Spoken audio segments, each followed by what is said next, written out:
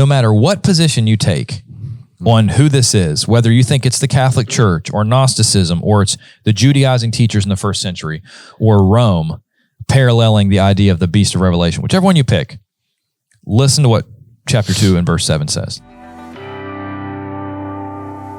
Welcome back to the Authentic Christian Podcast. I'm Aaron. This is Scott, and this is Tucker. I figured I'd go the other way, switch it up. And today we're talking about the Antichrist, part 2. All right, so welcome back. This is part 2. We didn't really have an intention to make 2 episodes when we started, but, you know, as we do, I rambled, and we get to the end of episode 1, and we're like, 2 Thessalonians 2 is one of the main, texts for this idea of the Antichrist. Even though Antichrist isn't mentioned here, they would say, well, it's the same person. And so we disagree with that. But so we can't not address that text in an episode on Antichrist. Or if I was that other guy, I'd be like, you didn't even deal with the text. So we're going to do that in our second episode. So we ended episode 1 talking about Revelation 13 and how this beast that rises up out of the sea, if you know Daniel chapter 7, verses 1 through 7, and then verse 17, where it says, I think it's Daniel 7:17. Let me type in my software, where it talks about these are kings or kingdoms. Daniel 7? No, I was That's right. the beast. Daniel 7:17. These great beasts, which are 4 in number, are 4 kings or kingdoms who will arise from the earth, right? So whenever you look at that, verse 24, as for the 10 horns, out of this kingdom, 10 kings will rise, right? So when a king or a kingdom, it's represented by a beast in Daniel. And so you have a lot of allusions, same type of language, which is called apocalyptic. And so that's what Revelation is written in. So we looked at how Revelation 13 is not talking about this futuristic Antichrist, but it's talking about Revelation 1:1-3, Revelation 22, verse 6 and verse 10, things that are soon to come to pass, at hand, shortly come to pass. Things in the first century that these Christians could say, hey, this is coming soon, right? And so it was the Rome, we're going to talk about more in Revelation, but it was the persecution coming from the Roman government. And then the second beast is the concilia, or these different emperor cults who would build temples to the emperor. And if you wouldn't bow down and offer a pinch of incense, and for instance, to Domitian, say, Dominus et Deus, Domitian is Lord and God, then you wouldn't be allowed, you wouldn't get your business license. You couldn't buy, you couldn't sell. And so that's what Revelation 13 is talking about. The number of a man, 666, historically, Nero, and there was something called the Nero Revivatus myth, which, anyway, said that Domitian was a lot like Nero. And so when you look through some of that language, that's who at least my take is on who the persecutor was. But we'll save that for our Revelation episode. Let's go to 2 Thessalonians chapter 2. 2 Thessalonians chapter 2 is a text that a lot of people look at because it talks about the son of perdition, or let's just go over there, man of sin. And so a lot of people... lawlessness. Yeah, the man of lawlessness. And so people will say, hey, this is the Antichrist, right? So I'll say this at the beginning. There's a lot of different takes on this passage from a lot of men I highly respect and have been right a lot of times when I've been wrong. But no matter, let's read verse 7, Tucker.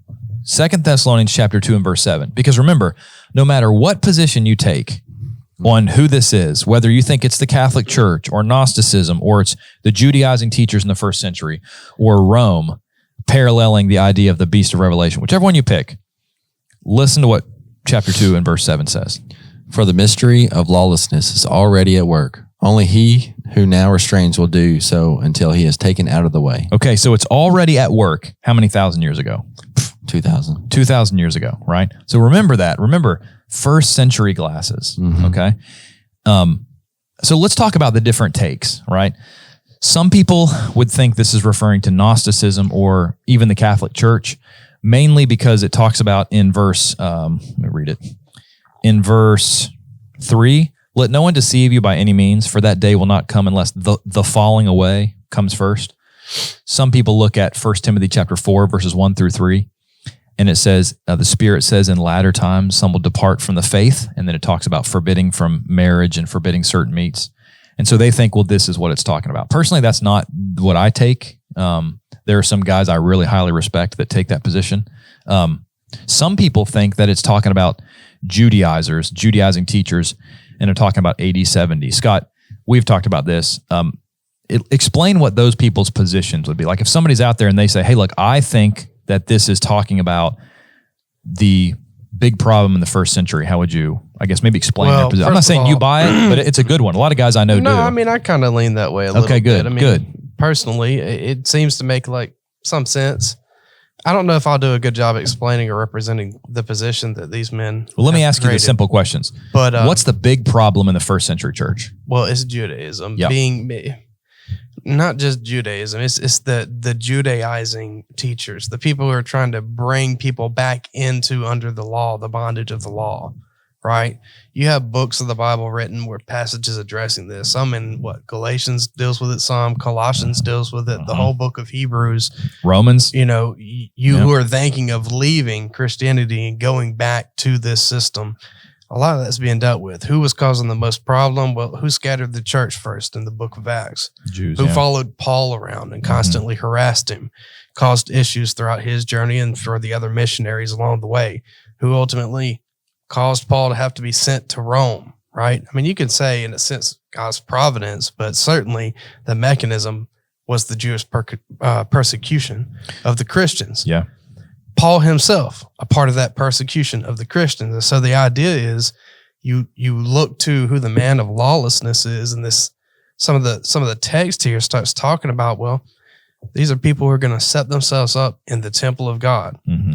Well, I mean, could it be using that word metaphorically? Mm-hmm. Possibly. I mean, it's debatable. It's the point, right? Why we have all these different things. But the idea is maybe this is the Jewish high priest. Maybe this is the person who is setting himself up, and he's, it mentions hypocrisy. Mm-hmm.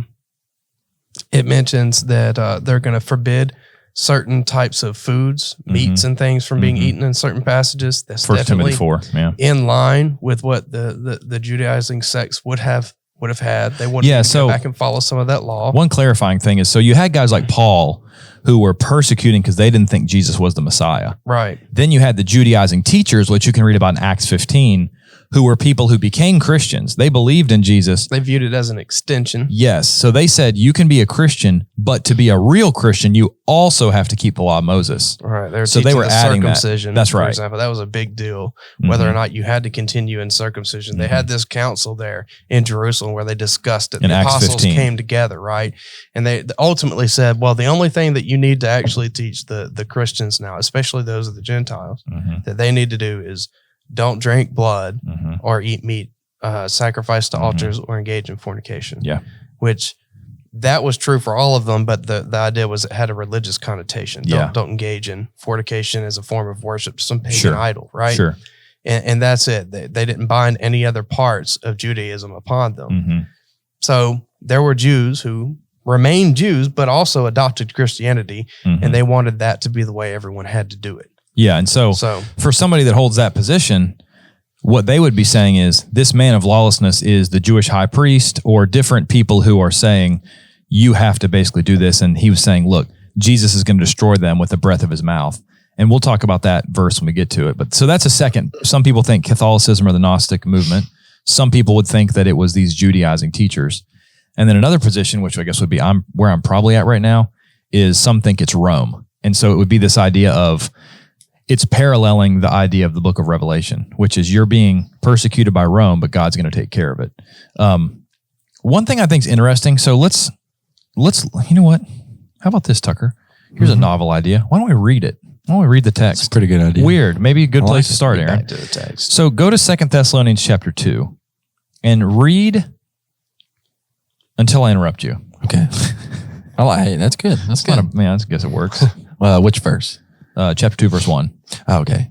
Now, brethren, concerning the coming of our Lord Jesus Christ and our gathering together to him, we ask you not to be soon shaken in mind or troubled, either by spirit or by word or by letter, as if from us, as though the day of Christ had come. Let no one deceive you by any means, for that day will not come unless the falling away comes first, and the man of sin is revealed, the son of perdition, who opposes and exalts himself above all that is called God or that is worshipped, so that he sits as God in the temple of God, showing himself that he is God. Okay, stop there. I want you to look up an Old Testament passage for me. Look up Ezekiel 28. Ezekiel 28, verse 2. Tucker, look up Isaiah 14. Isaiah 14, verse 13. Scott, you're Ezekiel 28, Read verse 2 and read verse 6. Son of man, say unto the prince of Tyre, thus saith the Lord Jehovah, because thy heart is lifted up, and thou hast said, I am a god, I sit in the seat of God, in the midst of the seas, yet thou art man, and not God, though thou didst set thy heart as the heart of God. And you said verse 6. Yeah, read verse 6. That was 2, here's 6. Therefore, thus saith the Lord Jehovah, because thou hast set thy heart as the heart of God, therefore, behold, I will bring strangers upon thee, the terrible of the nations, and they shall draw their swords against the beauty of thy wisdom, and they shall defile thy brightness. Okay, so Ezekiel 28:2, he's talking in the Old Testament about the leader of Tyre. Tyre was a city that was besieged by Babylon, but then destroyed by Alexander the Great. He wiped it clean and cast the city out into they had an island, and Alexander literally wiped the city off the map and built a bridge out to the island city of Tyre and destroyed them, right? Alexander the Great was great, right? So this language, though, listen, son of man, say this to the leader of Tyre, because your heart is lifted up, and you've said what? I'm a god. I sit in the seat of gods, yet you are a man and not a god. So he was so arrogant and proud that the text describes him as what? Somebody who thinks he's a god. He sits in the seat of gods, right? Now listen, this is a different text. This is Isaiah 14. Is that what I gave you? Yeah, 14, 13. Read 13 and 14. This is talking about the king of Babylon, but listen to the similar language. For you have said in your heart, I will ascend into heaven. I will exalt my throne above the stars of God. I will also sit on the mount of the congregation on the farthest sides of the north. I will ascend above the heights of the clouds. I will be like the Most High. So both of those sections, and talking about two different Old Testament leaders, Babylon in Isaiah 14 and Ezekiel 28, the king of Tyre, he says, you guys think you're God. You sit in God's seat. You basically want to rule as if you're God. When I read this passage in the New Testament, this is what it says. The man of sin is revealed, who opposes and exalts himself above all that is called God or that is worshipped. So he sits as a God in the temple of God, showing himself he is God. I really think the point of this passage is whether it's talking about the Judaizing teachers, whether it's talking about the Roman emperor, whether it's talking about, in the Old Testament language, the king of Babylon, the king of Tyre, whether it's talking about Gnosticism or Catholicism, the point of this is that whenever you think that you're too big to fall, God will cut you down if you start acting like it, right? Yeah. Now, I think as we go through some of these further verses, I think you're going to see that it's either, to me, talking about Rome, could be Judaizers, or it could be just a personification of anybody. But when you go through the further text, it sure seems like Paul's talking about something specific, right? So read let's read verse 5. Tucker, you want to keep reading? You still got it? I know I just made you go to Isaiah. I got it back. Okay, read verse 5. Do you not remember that when I was still with you, I told you? Do you not remember that when I was still with you, I told you these things? Okay, so when he was with them, he was telling them things that seems like signs, right? Yeah. You can watch for these things, right? What did we say? There's no signs at the end of what? Yeah. At the end of time? Before the second coming of Jesus. It's nothing. Like it's No going to be as a signs. thief in the night. Thief in the night. Right. That's right. Okay. Read verse 6. And now you know what is restraining, that he may be revealed in his own time. Okay, so he basically says, look, I was telling you about this man of lawlessness, this son of perdition, but right now he's being restrained by something. In time, he'll be revealed, right? Different people, for instance, if somebody takes the position that it's the Catholic Church or the Gnostic belief or different things like this, they would have their own explanation. I think it says one who restrains him, right? Rome considered Christianity as a sect of Judaism. Until AD 70, what happened? Who was destroyed? Jerusalem was the temple, and essentially the temple, yeah. Judaism was destroyed, right?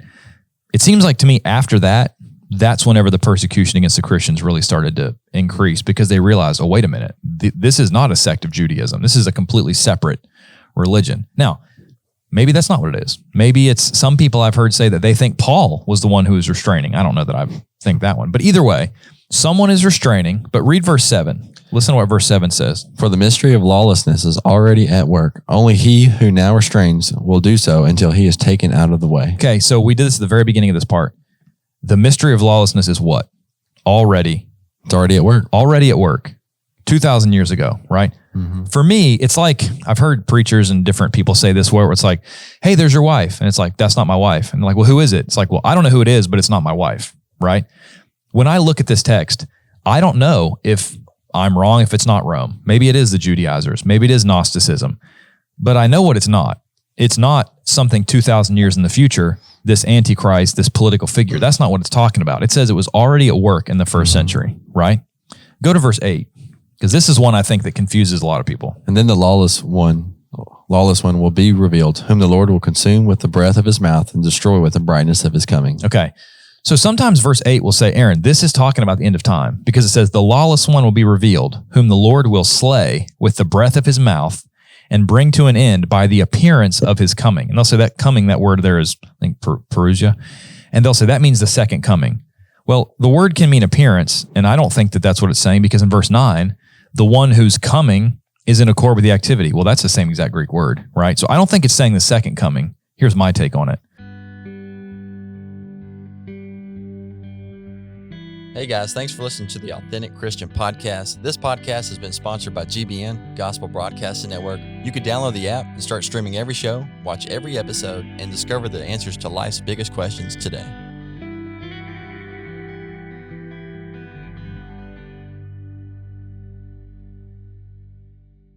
Once again, I think it's Old Testament Old Testament language. Can you guys look up some more passages for me? Yep. All right. Look up Isaiah 19:1, Scott. Okay. Tucker, look up Micah 1:3. So he says here, just before Scott reads, he's going to slay with the breath of his mouth and bring to an end the appearance of his coming. A lot of times the Bible talks about the God coming in judgment on a nation, right? So Isaiah 19:1, this is talking about the judgment on Egypt. Read Isaiah 19:1. The burden of Egypt, behold, the Lord rideth upon a swift cloud, and shall come into Egypt, and the idols of Egypt shall be moved at his presence, and the heart of Egypt shall melt in the midst of it. Now here's my question. Isaiah 19:1, the burden against Egypt, the Lord rides on a swift cloud. Do you think when judgment came on Egypt, it was literally the Lord on a literal cloud? No. No, it's old. It's the way the prophets wrote. It's painting a picture. It's called apocalyptic language. Revelation uses it. And so it says, the Lord is coming. He's riding on a swift cloud into Egypt. He's coming in judgment, right? You got Micah? Yeah. Read Micah 1:3. And it's almost like that thief in the night idea. It's like he's going to come Yes. quickly and suddenly. Like a thief in the night. Not literally a thief literally Right. saying like a thief. Yeah. Yeah, simile. Yeah.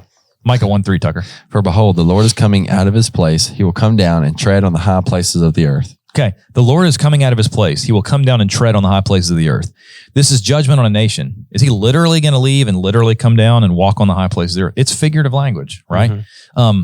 Hosea 6:5, in that verse, it says, let me find it.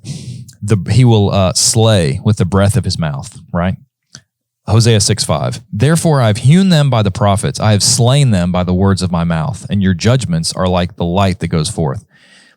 This judgment's breath. Like even the breath of God can destroy something, right? I think it's using figurative language. The New Testament, I think, does this too. Read Matthew 26, 63 and 64. But Jesus held his peace, and the high priest answered and said unto him, I adjure thee by the living God that thou tellest whether thou be the Christ, the Son of God. And Jesus saith unto him, Thou hast said, Nevertheless I say unto you, hereafter shall you see the Son of Man sitting on the right hand of power and coming in the clouds of heaven. I think this is a reference to AD 70 personally. I do too. That's kind of why I lean towards this being the idea, because we already discussed obviously the Jewish high priest is not going to literally say, I am God, but he's personifying that attitude. By his actions, by ignoring God's law. Yep. And saying they went about nullifying the law of God and setting up their own traditions, right? So it's that sense in which I think that might be it. Yeah. And it doesn't really matter. Like you said before, there can be whatever position. The ultimate message is God's going to humble you. If you don't humble yourself, God's going to humble you. And that's still true. And that's throughout the Bible. On the last day, every knee is going to bow. Yeah. It don't matter who you are. I'll say it even, this is a metaphor, but metaphorically speaking, if God has to break knees on that day, you're going to bow. Yeah. Right? So he's going to humble you. So that's the ultimate point. But if you want to have the fun conversation, I think it's the Jewish high priest. Yeah. It just seems to fit. Yeah. And it goes with this idea. He's already talked about, here are these things that are going to look for. I'm going to come in judgment, Matthew 24. And that same language is used all throughout the scriptures, Yeah. and you see it again. Yeah. And he's already said he's going to do that. If that's not the judgment he's talking about here, AD 70. Yeah. Which one is it? Where is it? Where is it in history? Yeah. See, and that's, so once again, I think this is good though, because this is an obscure, difficult passage. But let's say the position I would hold right now currently, and that has changed on tough passages, believe it or not. It wasn't like, I was like 6 years old and I'm like, hey dad, I figured out 2 Thessalonians 2, right? Like as we grow, we learn, we hear someone else's position and say, me and you, we've discussed different things and you've said something and I've been like, nah, I don't. The more I think about it, that sounds right. Right. So, I would say the judgment is like what you see. If it's a parallel with Revelation, which it might be, it might not be. In Revelation, judgment's on Rome, right? You have, in Revelation 20, you've got Satan who's been working, he's cast into this pit and bound, right? And then later he's released to deceive other nations and carry out the same sort of thing that he's done. Sure. But that's what I'm saying. I'm saying it's depending who you think it is, will then determine what you think the other things mean, right? Because it's like, if you think it's the Judaizers. You're certainly coming with a presupposed idea. Yeah, well, it's like once you pick who you think it's referencing, then the next, like, okay, the mystery of lawlessness is at work. He now who restrains will do so. So I'm thinking, well, who's restraining Rome? And you're thinking, who's restraining the Judaizing teachers? I'm saying like, I'm looking and I'm saying it's about to happen. It's here. It's at hand. Yeah. Well, what happened to Rome in the next 40 years from the time this was written? Yeah. What happened to Jerusalem? Yeah, because Thessalonians is what? 50s? 51, 52? That's a good point. Remember. That's a guess. I think I probably have it written in here. But you're right, because that'd be 20 years. Like how far in the future is he going to put this out? Yeah. It seems like it's a lot more likely to be. I'm not saying you're going to change my mind, Scott, but you're going to change my mind. Well, good points. That's what's important to discuss this stuff. All right, 2 Thessalonians. Okay, I've got probable date AD late 52, early 53. Yeah. Seems like the same situations are in the church as when Paul and Silas and Timothy were by all together. means, if it was after AD 70, I wouldn't be bothering you with the point. I wouldn't even say maybe this is it. Yeah. Well, 1 Thessalonians 5:16, not to help you out here. 1 Thessalonians, what he already wrote to them. Let's see, is that right? No. What's the 1 Thessalonians passage that we're talking about? 2:15. I knew it. Earlier I talked about 2:15. So this is 1 Thessalonians 2:15. We didn't read this already, did we? We'll read it again. Let's see. How about verse 14? For you, brethren, became imitators of the churches of God which are in Judea in Christ. For you also suffered the same things from your own countrymen, just as they did, the Judean Christians, right? So what he's talking about, did from the other Judeans, right? Who killed both the Lord Jesus and their own prophets and have persecuted us.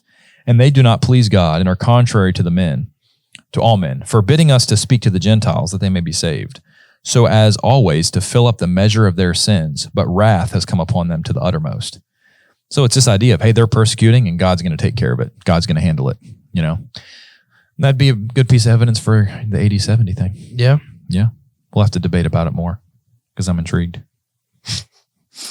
I'm just like a sponge. I think he's in deep in thought. I don't have anything profound to say. It's just, it seems to make the most sense. I'm not saying that I'm 100% convinced. Sure. It doesn't really matter. Well, it's like you ultimately, said. But let's say you're right. Let's say it is Judaizers, and let's say it's not Rome. Or let's say it is Rome, it's not Judaizers, right?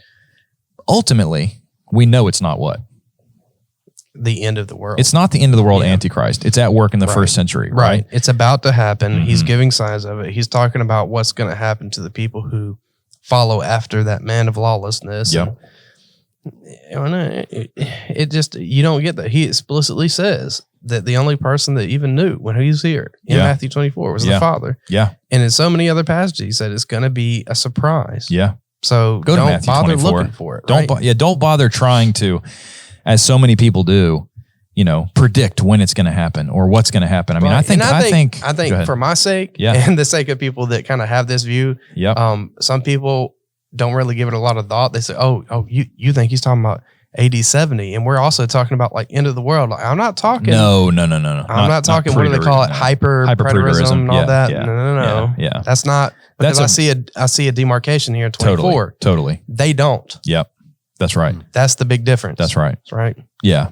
There's some people that think that the final second coming, and I'm probably not going to represent their position perfectly accurately, but they believe that like final judgment happened at AD 70. So, and that's not what we're saying. We're saying just the judgment on Jerusalem. So, we got about 3 minutes left. Let's go to Matthew 24 and look, because I know we've talked about Matthew 24 and the rapture before, But if maybe you're watching this episode, because Antichrist sounds more interesting than Rapture sounds pretty interesting too. But if you go to Matthew chapter 24, on the podcast resource page, we'll have some more information. Wayne Jackson, obviously haven't figured it out by now. He's maybe one of my favorite writers, probably the favorite writer. He has a good article on this whole chapter. But in Matthew 24, they're in Jerusalem. I think it's Tuesday night, I believe. And so they depart from the temple, and the disciples come up to show him the buildings of the temple. So they're likely east of Jerusalem on the Mount of Olives. They've just walked through the Garden of Gethsemane, probably over the Brook Kidron. They're walking up and they look back and they see the beautiful temple structure. And Jesus said, "Do you not see all these things? Assuredly, I say to you, not one stone shall be left here upon another that shall not be thrown down." And you're sitting there thinking, what? The temple's going to be destroyed? That must be the end of the world. Verse 3, now as he sat on the Mount of Olives, the disciples came to him privately. They've been thinking about it. And they say, "Tell us, when will these things be? What will be the sign of your coming and the end of the age?" Right? Verse 4, and Jesus answered and said to them, "Take heed that no one deceive you. Many will come in my name, saying, I am the Christ." This is a verse sometimes people use. Hey, the Antichrist, false Christs, "and will deceive many. You will hear of wars and rumors of wars, but do not be troubled. All these things must come to pass, but the end is not yet. Nation against nation, kingdom against kingdom, etc., etc., etc." All the way through verse 15, when you see the abomination of desolation spoken about the prophet Daniel, as you keep reading, a lot of times people will think this is the end of time. This is the Antichrist. But like we said, go all the way to verse 34. "Assuredly, I say to you, this generation, the lifetime of the people standing here, will by no means take place, no means pass away till all these things take place." So what is that saying? It's saying all these things I just mentioned are going to happen when? In that generation? Yeah, this generation. It's not talking about the rapture and the Antichrist and all this stuff, right? Right. That generation for us. Not this generation. No. But the one that he was speaking to, right? So, yeah. With your first century glasses. glasses. I mean, even you go to 19, and it's talk about the pregnant woman. Like, you would not want to be pregnant during that time. Woe to those who are nursing. Why does that matter? Yeah. Why does it matter? The last day. If it's the end of time and somebody comes and you're pregnant or nursing or it's winter or the Sabbath and the gates are closed, who cares? Exactly. But if it's, as Luke 20 says, the Roman army surrounding, it doesn't say Roman, it says when the army surrounds the city, and you're pregnant, I mean, my wife is a good runner. She likes to run, but when she was pregnant, she could not run like she could, you know. And some would say, I'll add this really quick. Okay. So, some would say, well, we also think that there's going to be this 7-year period, not to get too far into that. Yeah. And that's why it would matter. But remember, he's talking to Christians. That's right. The ones that would supposedly not go through that if you held that doctrine. Yeah, so, it still doesn't matter. If you're pre-trib rapture. Right. But still, what you said is, the key is verse 34. Yeah. Jesus says, your generation, your lifetime, this stuff's happening. And then to even make it clearer, he gives you a contrast, right? Verse 36. "But of that day and hour," what day and hour? Notice their question all the way back in chapter 24. "Tell us, when will these things be? When will you destroy the temple in Jerusalem? And what will be the sign of your coming in judgment?" That's what I think it's saying. "And the end of the what? The age." They thought when the temple is destroyed, that's the end of the world. And Jesus says, no, you're asking me more questions than you think you are. So, "But of that day and hour, the end of the age, the end of the world, knows no one, not even the angels of heaven, but my Father only." Textual variant, I believe, also says, "or the Son." Yeah, in 24:36. But then also Mark 13:32 says, "nor the Son." So even then, Jesus didn't know. So then it goes on to talk about how the second coming is going to come like a thief in the night. So thanks for watching the Authentic Christian Podcast. We'll see you back on the next episode. If you have questions or you want more information about, maybe you think, hey, you guys didn't explain that verse very well, let us know. We'd love to talk to you, and we appreciate you watching. I'm Aaron, Tucker, Scott. See you next time.